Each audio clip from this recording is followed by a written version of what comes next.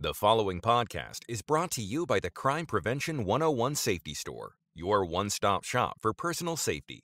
Come by and browse at crimeprevention101.com. Welcome to Crime Prevention 101, the podcast with an optimistic perspective on a sober subject. The views and ideas expressed on this program are strictly those of the guests and do not necessarily reflect the views and ideas held by the host, associate participants, or sponsors. Now, here's your host, crime prevention specialist Susan Bartelstone.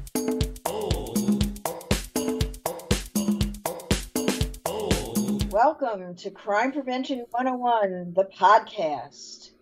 This is Susan Bartelstone, and wow, it's been a long time. But I'm so happy to be back on air with a brand spanking new podcast, helping you keep yourself safe. And I got my friend with me, Lydia Perez. She's here with me today. Hey, Lydia. Hello, everyone. So happy to be here today. I'm glad you're back, Susan. It's been a while. It has been too long, yes.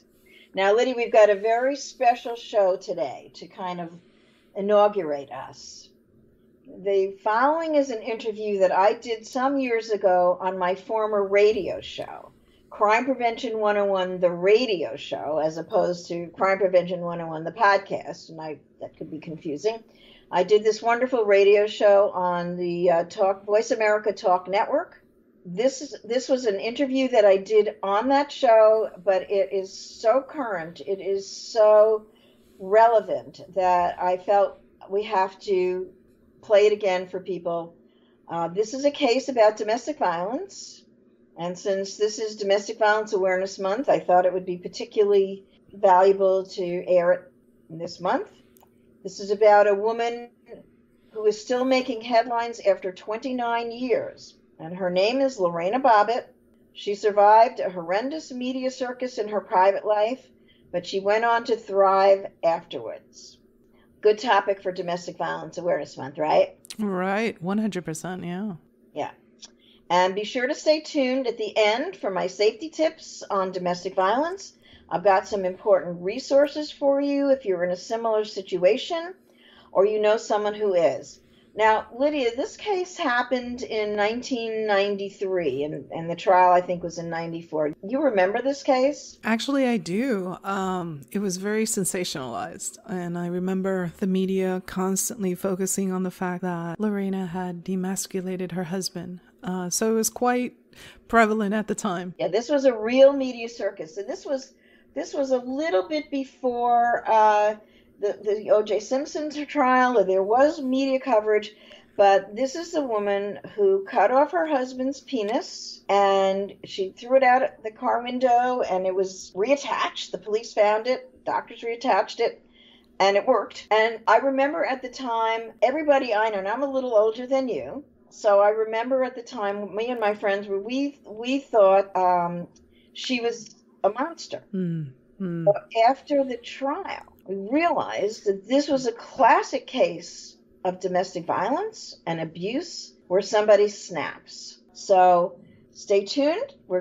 Coming up now, we're gonna play you that interview that I did, and then we're gonna talk a little bit about it afterwards. Now, I think today may be one of the most interesting shows that I've done.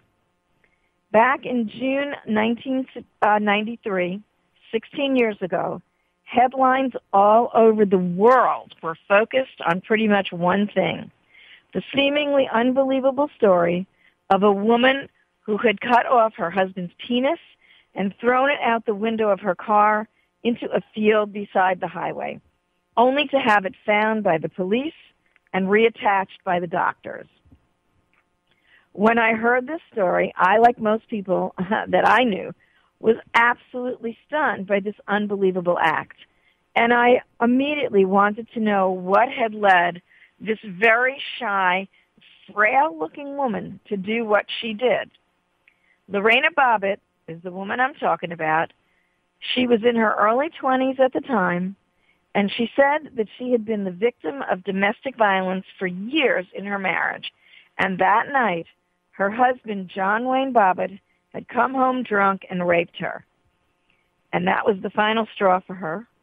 She says she just snapped and finally took her revenge after 6 years of increasing suffering. After the notoriety of the trial died down, little was heard about Lorena Bobbitt, who now goes by her maiden name of Gallo.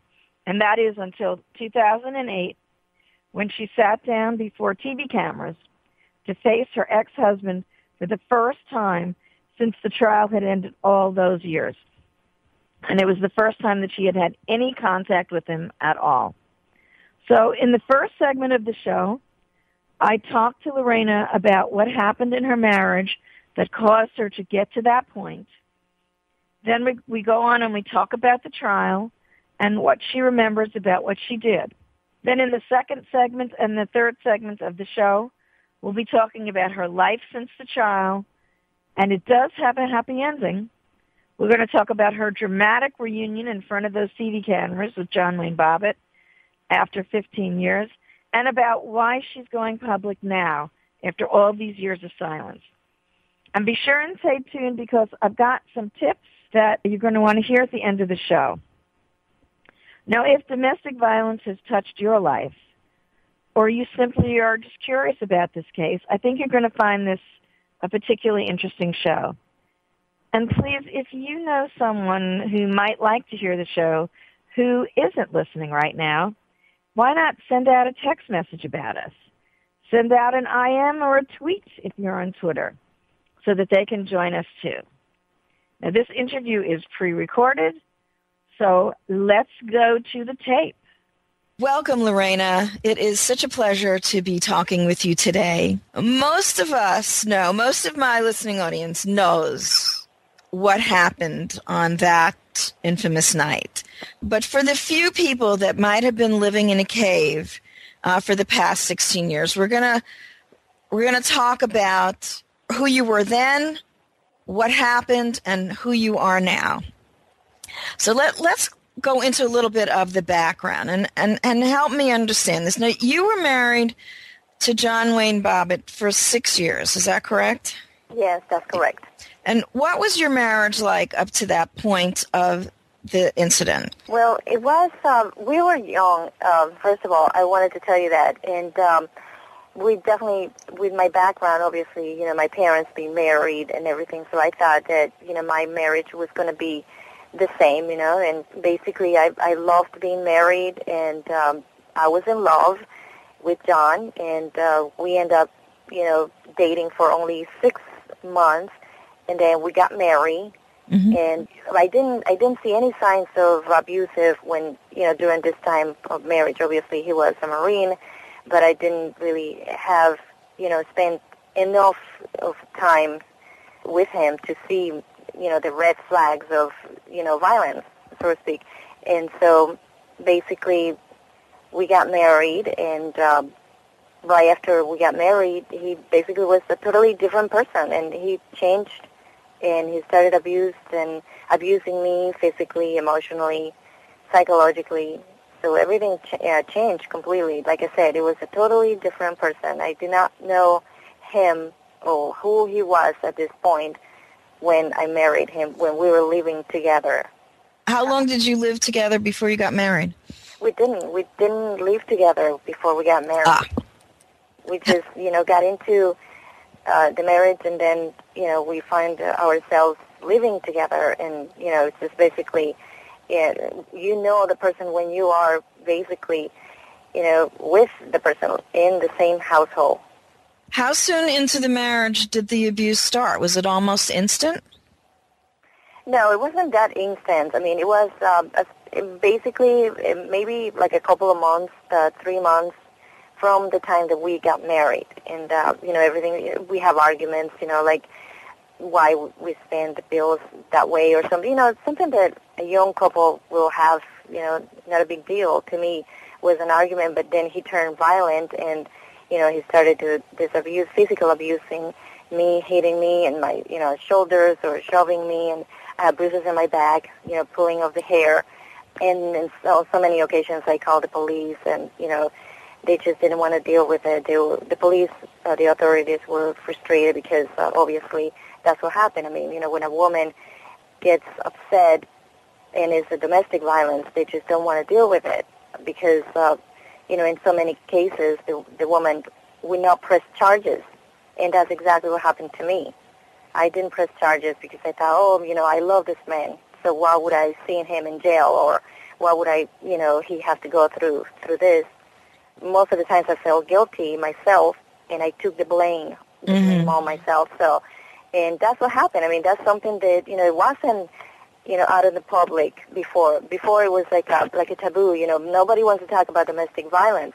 But now, the things that I know now, I'm not ashamed to admit, that I was abused, and I'm using my name, like we talked before, to help other people. Exactly. That's why I created this foundation. Exactly. And I'm not ashamed to help others. And this is a very typical story, too, Lorena, especially 16 years ago, as you mentioned. We didn't have the resources that we have today. There was a stigma attached to it, and there was also the idea that we as women were somehow causing this to happen. It was our fault, and that's what the guys would kind of lead us to believe too, that the men that would do this. Yeah, and it's so psychologically that my self-esteem at that time, it was very poor. It was very low. And, I didn't have any self-esteem at all. I mean, he was controlling. He was a typical male abuser. And he was controlling me. He basically isolated me from my friends, the few that I had. Obviously, my parents weren't here. They were in South America. And you're from Ecuador, correct? Yes, I was born in Ecuador, but I was raised in Venezuela. So my parents, back then, they were in Venezuela because, they immigrant from Ecuador to Venezuela. So I didn't have my family, my immediate family here. I didn't have anybody to turn to. I mean, my friends at work, I became friends with the people at work, my coworkers, but I was ashamed to say something to them. I was embarrassed, to admit that my husband, or to tell them that my husband was abusing me, or my husband was beating me up, or, they will notice bruises, and in the hot summer like now, it's like 90 degrees outside. I was wearing long, sleeves, like sweater-like, and I mean, how could you? It's just like sweat outside, and it's so hot outside that you sweat, and then how could you be wearing, a sweater in the summertime? So they were just putting the two and two together and said, oh, something happened to me. And sometimes they just see me crying alone, in the lunch break room, and, they will say, oh, and I just didn't want to talk about it. I was just so ashamed and so afraid of everything. Now, how old were you when you met and married John Wayne Bobbitt? I met him when I was 18, and right soon we were 19. I was 19 years old, so he was 2 years older than me. Okay. And he was 21, so we got married. So we were young. You were a baby, is right. Yes. We were very young. We didn't know anything. Yes. And how long had you been in this country? It's been 22 years since I've been in this country. Well, you met him when you came here, though, correct? Correct, yes. I met him when I was here. I came as a student, with a student visa. Okay. And I was, taking classes in college, and Nova, the local college here in Virginia. Nova is called Northern Virginia Community College. So I was here, and studying, and that's how, a friend of mine basically wanted to go out, and, obviously being underage, we couldn't go to the bars, but we went to this marine bar, which it was open for the public too, so they didn't really see any ID or something. So I sneak in to one of the bars, and there he was. So I met him there. And it was instant attraction, and that was that, huh? I was instant attracted to him because he was handsome for me, and so I was attracted, and something, obviously I would like to know that, he was attracted to me too. So obviously he asked for my phone number, and then, I usually just don't give anybody's phone number. But anyway, said I was attracted to him, and said, sure, here's my phone number. And then he started calling me, the next day he called me, and, he wanted to see me, and that's how our relationship basically started. He came and visit me. I used to live with a family because I was working as a as a nanny, and also I was going to school, so I was here with this family. There was always somebody who saw us, together. Okay. So for 6 years, you put up with this marriage that was getting increasingly violent and increasingly abusive. What was the tipping point for you? What happened that particular night that made you fight back, so to speak, that made you do what you did, cut off his penis, throw it out the car window, and so forth? That was really interesting, wasn't it? What a story. You're listening to Crime Prevention 101, and when we come back, you're going to hear what Lorena Bobbitt has been doing since that infamous trial ended and why she's going public now. After more than 17 years' experience teaching safety skills to thousands of women and men, crime prevention and personal safety expert Susan Bartelstone concluded that by thinking and responding quickly, ideally within 20 seconds, potentially violent criminal encounters can be prevented. Using techniques from many different disciplines and illustrated by 60 real-life examples and success stories, Susan shows how it's done in her new book, Think Fast and Prevent a Violent Crime: How to Respond to Danger in 20 Seconds or Less. Check out www.crimeprevention101.com for more information.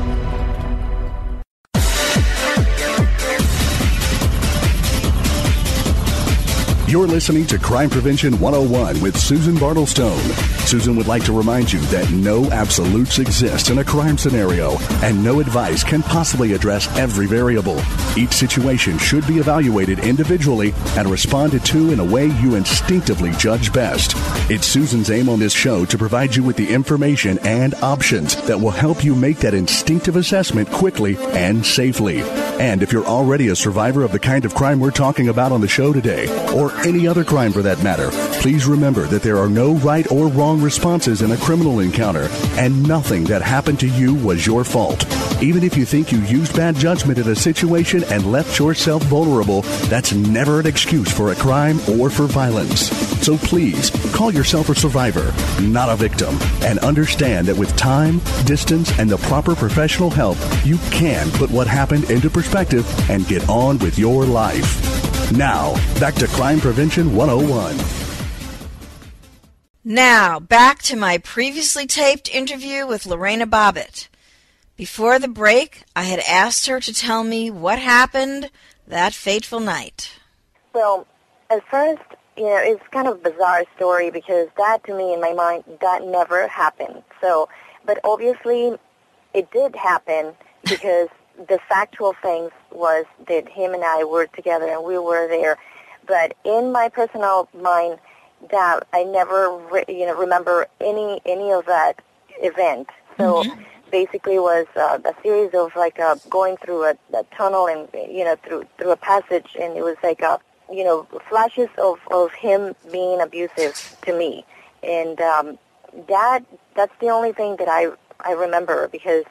It was not the actually action that took place that I remember because I don't know what happened, and I don't know. I never knew what and how happened. And even, in the court when they have to go through the, timing and recording of the timing and everything, it's just totally bizarre. To me, I couldn't believe it. When I was in the hospital being checked for rape because they raped me that night. I was with a police officer. Well, not in the room, obviously, but after, the doctors did what they examined me and everything, so they took samples of everything. So that was a crucial time for the jury, for the trial, basically, because they have proofs of him, raping me. Anyway, so when I was with a police officer, he was asking, me what happened, and that's exactly what I told him. I said, I don't remember. So he was the one basically who told me what happened. That I cut his penis off, and then I was like, wow, that's not me. I mean, that's a totally different person. You're not talking to me. I did not do that, So I don't know. So you actually did not remember what you had done. You just. No. You must have just totally snapped, and somewhere in your mind, you just said, enough is enough. And just called, did it. Yeah, insanity. Temporary insanity. Yeah, temporary insanity. And, you don't remember anything until, you're basically that way. And you can do anything. You can harm yourself. You can harm others. And you can kill yourself or others by, by being insane. And, I was basically temporary crazy, temporary insane. And that is what the jury said, and that was the basis for the acquittal, which I'm thrilled about. Now, in an early interview that you gave at the time of the trial, you said that one of the things you told the police after the interview was that in your native country, in Ecuador, this kind of thing was not an uncommon way to get revenge. Do you think that somehow is this more common down there, do you think? And that's maybe how... No, first of all, I was in Ecuador when I was only 5 years old, and then we moved to Venezuela. And I was young, and I grew up in Venezuela, and we never see something like that in the countries that I lived in. And, we don't know any of that to happen. I had asked some of the people on my blog if they had any questions for you, and that was something that someone had asked me, so I'm glad we could clear that up. All right, let's jump to the trial.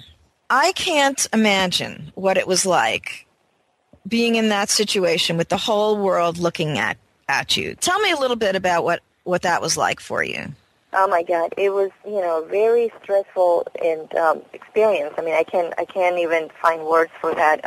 At such a young age, I was basically have a crash course of law, and I didn't know how to go or what to turn to accept my attorneys, and I basically they were fighting for my life. They were fighting for me to not to go to jail, and so it was a very, very stressful and situation, and it was horrible. I mean, being judged, from people, that you don't even know, and thinking that your life depends on them, and it's just you have no control of your life at all. Now, refresh the audience's memory. You had very high-profile attorneys. Who were your attorneys? Yes, Mr. Howard is one of the attorneys. Was one of the attorneys. Yes, what's his first name? Mr. Howard, Blair Howard. Blair Howard. Okay. Yes, and it was. Gosh, I can't remember. She's a judge now. I'm so sorry. I have it in my mouth. I'm sorry. Okay. I'm glad that this is gonna be. Don't worry. I'm so sorry. It just took me out of surprise there because I don't quite remember. I have it in my tip of my mouth. It just doesn't come out. Because I remember the lady attorney. Yeah. Right. I remember the footage, and I would see, because the photographers were photographing every move that you made, and I would see. Yes. I would see you being sort of propped up by these two women attorneys. It was actually two male and a female.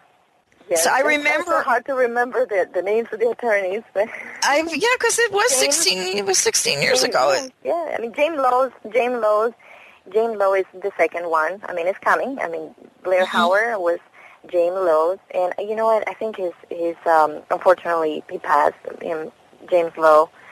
I don't know anything about it. I just overheard. I might be wrong, but I know he had a heart condition, and so that was kind of sad. I just remember those scenes. You looked like you didn't even believe you were there. You were being. I remember these footage of these two women attorneys, one on either arm, kind of propping you up and getting you back and forth, and the paparazzi over there trying to shout questions at you. Yes, it was absolutely, it was a circus. It was a circus media, and, they have everything they could. Like you said before, they took every picture, every move that I made. They were just like flashing, cameras, and I felt horrible that, in that case, the judge, in this case, allow the media people to get into the courtroom.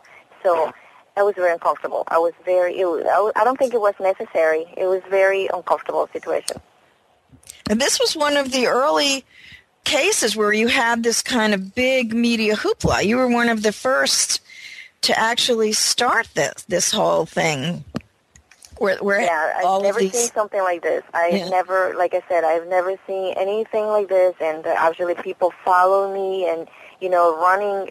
If I get into the car, people will follow me in the car. Like Geraldo Rivera was like one of them. He was like a paparazzi. He was like in my face all the time, on my face, and basically like harassing me.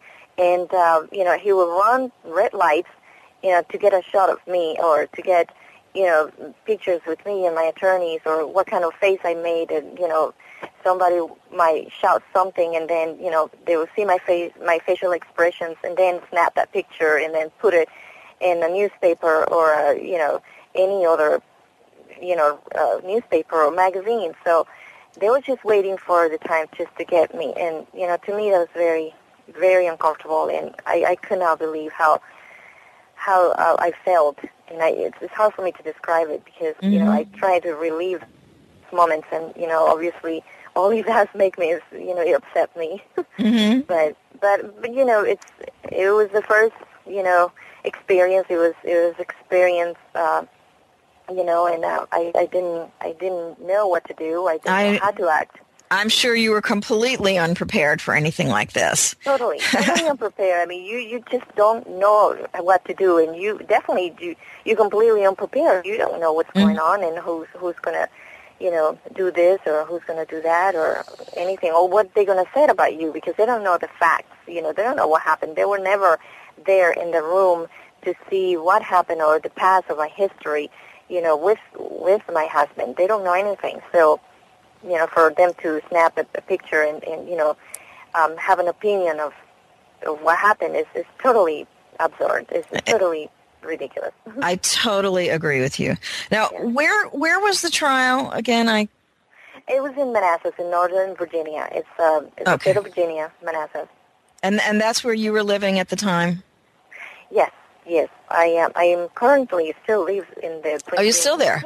Not quite in Manassas, but there's cities, like Manassas City or Gainesville or different cities in the Prince William County.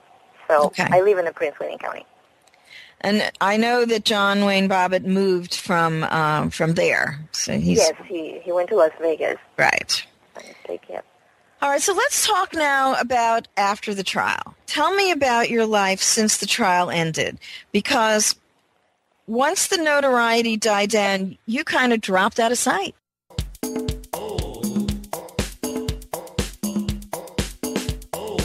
If you're feeling insecure or apprehensive about your safety in the world today, and you should be, if you're looking for the best pepper spray, the best tasers, or alarms, or innovative personal safety devices, if you're looking for ebooks to help you heal from trauma, to deal with bullies, to learn self-defense, or whatever concerns you, The Safety Store is where nationally recognized crime prevention specialist Susan Bartelstone has curated the products she recommends and uses herself.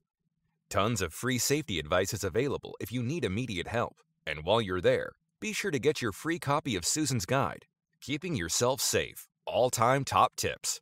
That's the Crime Prevention 101 Safety Store at crimeprevention101.com.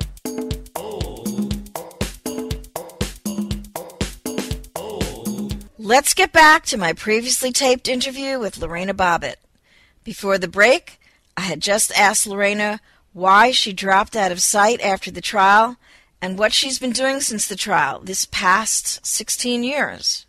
Yes, I wanted to, concentrate on myself, and definitely it took so long. It took so much time, years, and I wanted to concentrate on myself, on Lorena. And like I said, that took help from doctors, psychologists. I always wanted to help, be in the field of domestic violence, help other people, or, being a woman advocate. But I had to take care of myself first, because to me, it kind of sounds selfish, but it's not. I wanted to do this years ago, but I couldn't. I had to be prepared myself in order to help others. I couldn't help, another victim of domestic violence if I was a victim myself. And also, I have to be in the mental state that everything has to be changed for me in a way. And, and that help, I had it from the doctors that helped me, the psychologists. It took a lot of therapy. It did. It took a lot of therapy, years of therapy. My self-esteem was nothing. I had no self-esteem before. And, that just is an incredible, it took an incredible amount to actually build it back on. And that first, and then actually to become a woman, a grown woman, I was naive before. I didn't know anything. I wish I knew the things I know now. I could apply it then, but I didn't. I was young. Lorena, listen, to survive all of the media hoopla and the emotionalism of the trial, and you had to have been deeply traumatized, and also the trauma of an abusive marriage for 6 years, to the point where you just snapped. I mean, it's very understandable that it would take time in order for you to recover and learn who you are. Now, exactly. I know that you go by your maiden name now, Gallo. Is that correct? Yes, that's correct. It's Italian. Yeah, my ancestors were Italian. Okay, and I also know that you are in a long-term relationship. Tell us a little bit about that. And you have a beautiful daughter. Oh, thank you. Yes. I met my fiancé 9 years ago, and we've been together. Actually, I met him 13 years ago, but we've been together about almost 10. And, this relationship is totally different than the relationship that I had with John Bobbitt. And, I met him in college. I wanted to go back to college after the trial, and I went. And I wanted to become, a business, wanted to become a business person. And I did study business in college, and he was there. He was studying with me, and we took the same classes. At first, I saw him, it's just a regular person, like a person that goes to school just like me. And then we become friends, and then, our relationships, blossomed then, and, we just started dating as a couple, So we moved in together and, have a house together, and then from years after our relationship, we decided to become parents, and we have almost a 4-year-old little girl. And how lovely. It's just totally different. It's amazing. There is light after the tunnel. Light at the end of the tunnel. I wish women who is in a bad relationship think and say, look, I know sometimes, you have kids with your abuser partner, but that's not the end of the world. And maybe it's easy for me to say that because I didn't have children with John Bobbitt. So, to have that relationship that you still have to be connected somewhere with your husband abuser, then it's difficult. But, you can turn your weight and, you can turn your life around and survive for your own children. I think that if I have a child with an abusive person, that child would push me even more away from, because I don't want my child to be hurt. I will do it for the child. Well, that's a very good point, Lorena. And unfortunately, that people can say, it can be so overwhelming because I have these children. Yeah. But you make a good point. Is what are they looking at? They're looking at their mother being abused. Now, how could that be good for a kid, right? It's amazing. Domestic violence is unfortunately social plague. It's a disease. It's an epidemic. It's a social disease. It's an epidemic. Social epidemic, indeed. It's a totally social epidemic, and and we have to do something, and we have to be aware of that. So teach our future generations, to deal with the problem, to raise a red flag, and to be able for them to learn that they notice and they have to solve the problem. They have to actually not be in a abusive relationship, but to be in a healthy relationship. And how you teach those children? By telling them from the very beginning, from young, this is the problem and this is what you can do eventually. So they know to be aware of in their lives when they're adults. That's a great point, Lorena. Let me go back a little bit. Now, you went to school and you're working in the real estate business now? I do. I became a realtor 4 years ago. And, I always wanted to do, and whenever I do my job, I always donate, to the shelters 10%. It depends. 10, 15%. And the money goes to the shelter that most need help. Now, this is your foundation, right? When did you found this? I found this 2 years ago, and it was basically, it came out naturally. Like I said, I always wanted to do something, and I always did, help with the shelters or go, incognito or, to say, here's some money, help out. Or I always do food drives or for the shelters or people, like an Easter, we do things, or Thanksgiving we do things, or for Christmas, we give, the gift to the kids. But this time I came up with an idea, and then I said, it just occurred, it just came natural. I said, you know what, that's just wonderful. And I just take a look at David, and David just smiled, because that's how we are, we're like connected that way. And he said, I know what you're thinking. And I said, okay, this is something good, because I get excited just to talk about it, and my eyes just light up, because it was just such a good idea to help people that way, and it came so naturally, and that's how my foundation, my organization, was born. I am so thrilled that you're able to turn the negative experience into something very positive, and you're now committed to using your name and experiences to help other victims of domestic violence. Absolutely. And you know what? It took a long time, but I'm here, I'm ready. It's never late. And like I said, if you wanted to do something, then, you take yourself, and I thrive, by this. I always wanted to. I get so emotionally, and I have a passion of, this is, another baby. I have to take care of it. My organization is. I know my audience will never forgive me if I don't ask you some questions about the televised reunion that you had with John Wayne Bobbitt last year. I think the first time in 15 or 16 years you sat down face to face with him. What was that like for you? Okay, first of all, I wanted to, it was personal. I wanted closure, and somebody just began with that, idea, and they called me, and I said, well, let me think about it. Well, sure, why not? Not too many people have the opportunity, to say some people go and die with a grief that never was solved. I don't want to be like this. I said, okay, I'm alive here, and I have some questions unanswered, and I want answers from that, which, by the way, I didn't get any answers. Was my next question.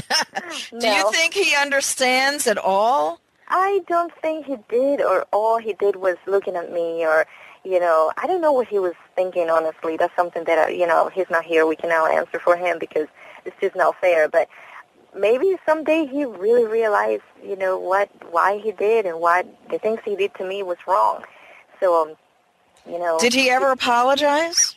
He did. He did apologize. He even hugged me, and I was in shock. I was nervous, because I haven't seen him in 16 years. So. And he never tried to contact you in those 16? Did. Oh, he did. Mm-hmm, he did. In many occasions. And years ago, like right after the trial, he did.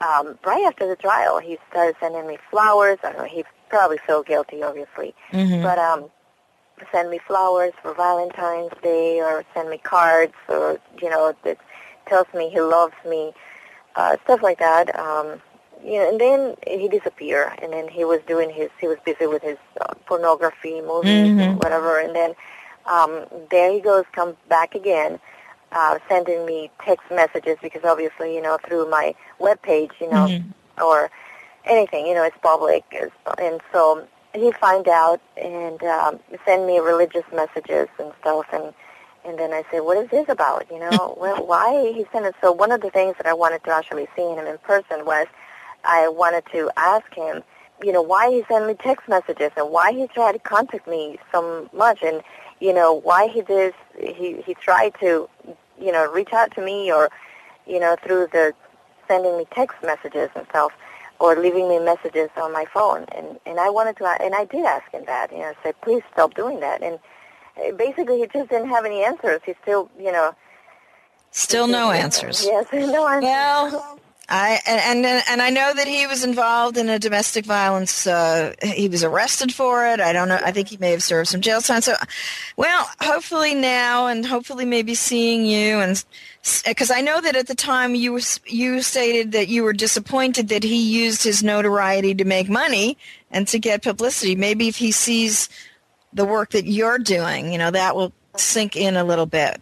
Yeah, he can do so much. I mean, there's also he can do men's program, or he can also get involved if he truly gets it. Now, I have to ask: is there a book in your future? Is there a movie? I know you must have been approached. I'm just curious why you haven't gone that route before. Yeah. Well, right now somebody did approach me for a book. But nothing is concrete now. I mean, we're still working on certain things. There's nothing really, that I can tell you that for sure. There's always something else that. But right now, I am so busy that I wanted to concentrate in my organization before I even, do something else. Because what I wanted to do is put more than 100% in one thing.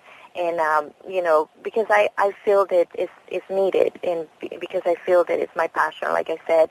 So if I am with so many different things, working here and working there, I can't concentrate in one. So I rather put 100% on one instead of 50% or 25% because I'm busy with other things, so I can't even, think of anything else. That's totally understandable. Yeah.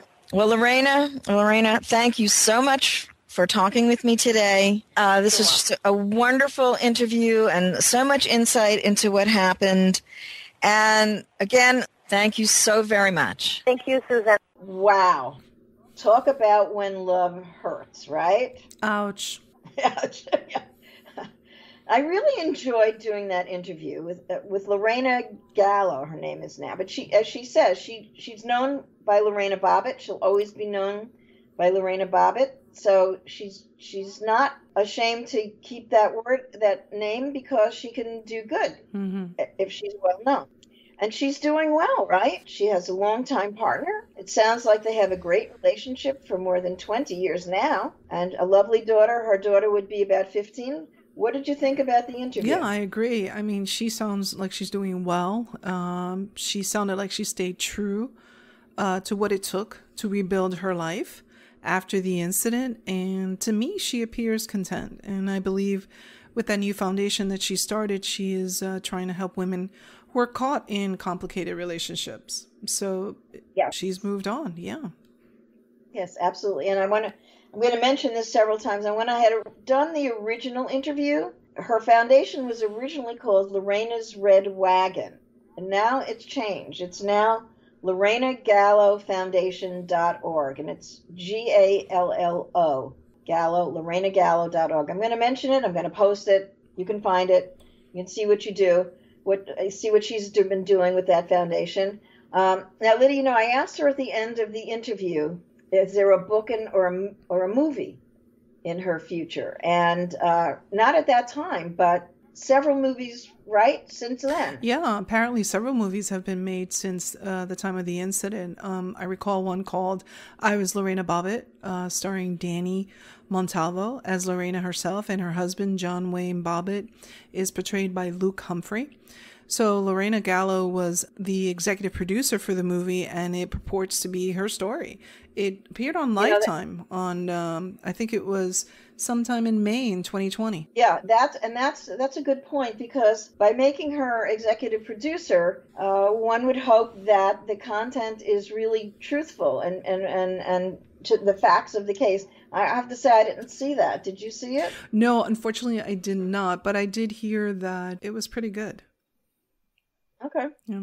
I know that they ran PSAs for the National Domestic Violence Hotline and the National Coalition Against Domestic Violence that she made. Lifetime did that, so I think that's good. And there was another one too about her, right? Yeah, they called it the Bobbitt case. You decide. Transcripts of the sex trial that shocked the world. So that was actually released in March of 1994, and I think you can find it on Amazon. It's a book. Yeah, and the interesting thing about that is supposedly these are transcripts from the trial, true transcripts. The author of this book is listed as Nellie Bly, which I find so interesting because it's probably not the real name of the author, because Nellie Bly was one of the first female reporters back in the mid-1800s, and she died in 1922. She was a reporter, an activist. She was a celebrated and influential journalist, and she did all sorts of these madcap assignments, really broke ground for women. So I don't think she's doing it from the grave, right? I don't think so. But there has to be a ghostwriter somewhere in there. Yeah, I kind of dug around on this, and I got the name of Peter Kane as the author. I don't really know him, but he's done a lot of stuff that are kind of sensationalized. So anyway, if you want to see the transcripts of the trial, it's the Bobbitt case. You decide. And there was a documentary, right, Lydia? I believe so. Amazon. It's an Amazon documentary by Jordan Peele, Lorena. Oh, you're talking about the docuseries. Yes. That debuted on Amazon Prime in early 2019. And, it details all the events and so forth that happened. I think it also ran, you had mentioned before that there were PSAs that were run on Lifetime for National Domestic Violence Hotline and the National Coalition Against Domestic Violence, featuring Bobbitt herself. Yeah, and good, because that's, at least some good will come out of it. Definitely. Yeah, and I do get Amazon, but I didn't see the docuseries. But that just goes to show how important that case really still is today. It still resonated, and I'm so glad that she is using her name to help people that are in this situation. So that is very thrilling to me. Now, I also did a little bit of research on John Bobbitt. He now resides in Las Vegas. He actually had gone there after the trial. He left Virginia and he went to Las Vegas, and he did his porno movies there and all this kind of stuff. Wasn't he a priest at some point? Didn't he? I don't know. Lorena did say in the interview, though, that he was sending her religious messages. I don't remember he became a priest, but I don't think it took. No, I think he became a preacher. It wasn't a priest, my bad. I think it was a preacher. He was involved in religion for a while. That could explain why he sent Lorena the religious pamphlets. But, he had 3 failed marriages. He supposedly is living alone right now. I found an article from April of 2022 about this. In the article, it said that he's not working because he lives off of a disability settlement from a car accident that he had, and he spends his time searching for hidden treasure that was left by this eccentric millionaire, Forrest Fenn. And a lot of people have spent their time looking for this treasure, so that's what he's up to right now. All right, let's go over these resources again. Lorena's Foundation, Lorena Gallo, Gallo Foundation.org. Got some other resources for you if you're in a domestic violence situation or you know somebody that is. National Domestic Violence Hotline, 800-799-7233, and if you want to look them up online, it's ncadv.org. But don't worry, they're going to be in the show notes on my podcast YouTube page. I've also got the Family Justice Center, which is familyjusticecenter.org, and this is your one-stop shop for all the services you need if you need help, if you need police, if you need welfare, social services rather, to leave the situation, all there, familyjusticecenter.org. You can find one in your area. They're all over the country. The RAINN, RAINN, which stands for Rape and Incest National Network. And they have a sexual assault hotline, 24 hours, 800-656-4673. It's RAINN, RAINN.org. And here's an interesting resource that I think is really important. You can donate your cell phone, your old cell phone, for domestic violence victims. And there's an organization, 911cellphonebank.org. This is free. They will send you an envelope and you put it in there and pay for everything. The VerizonWireless.com Hope Line. They also collect no longer used cell phones and accessories for the phone in any condition, and they turn them into support for domestic violence prevention organizations and local shelters. They do cash grants to them. That was VerizonWireless.com/Hopeline. And I also found a very interesting organization. It's called SafePlaceForPets.org. And this is sponsored by the Purina Pet Food Company. They established something called the Purple Leash Project, which was born out of their mission to bring and keep pets and people together. And they also put out this Red Rover resource directory for survivors and advocates that list pet-friendly programs across the U.S. and Canada. And Lydia, I don't know if you know this, but most of the shelters, the domestic violence shelters, do not accept pets. There are now a few in every state, but Purina Company is helping to try and establish these places so people can leave their abusive situation and not worry about the pet. They can take their pet with them. I think that's so amazing. Safe place for pets. Yeah, isn't that something that's one of the main reasons that women stay in abusive situations, because they don't want to leave a beloved pet. Yeah. I think it's great that this company's, the Purina Pet Food Company, is doing this.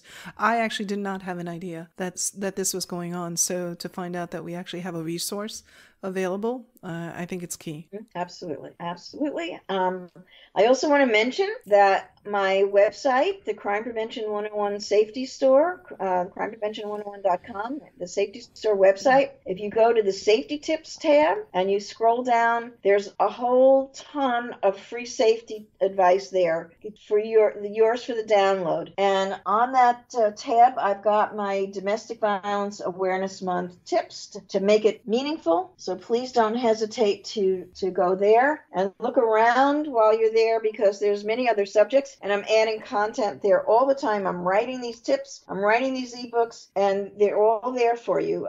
Give you some resources as well. All right, you know what, Lydia? I think that we're coming to the end of the show for now, right? So I want to ask everybody. Oh, wait, I forgot. Lydia, yes. Tell them about the segments that's coming up. Yes, I forgot. Right. Go ahead. That's right. We're excited. We have a new segment that's going to be coming up on our future podcast. The segment is called That's Criminal. And it's going to be a special segment on topics that caught our fancy, and we want to make our viewers aware of them. So please stay tuned for the next segment in future shows. Yeah, I'm really very excited. We got some good stuff coming up for you in the future. There's going to be more life-saving topics like preventing sexual assault, recognizing child abuse, how to help someone in an abusive situation. We're going to talk about legal trends. We're going to talk about self-defense for older adults and the disabled. But we're also going to be talking about some offbeat topics like prison coaching for celebrities and white-collar criminals. And one of my favorites, how amateur internet sleuths are actually solving crimes. Mm-hmm. So I want you to share your stories with us, share your tips, make suggestions for future shows so that I can present topics and resources that will be meaningful to you. Okay, and you know what? Crime Prevention 101, the podcast, and the Safety Store. We are on all major social media. We're on Facebook. You can find me there. You can find me on Instagram. You can find me on Twitter. And of course, the Crime Prevention 101 podcast page on YouTube, where you're going to get the show notes, more information about my wonderful guests and topics. And if you want to go old school, you can email me at solutions@crimeprevention101.com. Now, our next podcast is going to be coming soon, and it'll be a crime not to listen. So stay tuned and stay safe.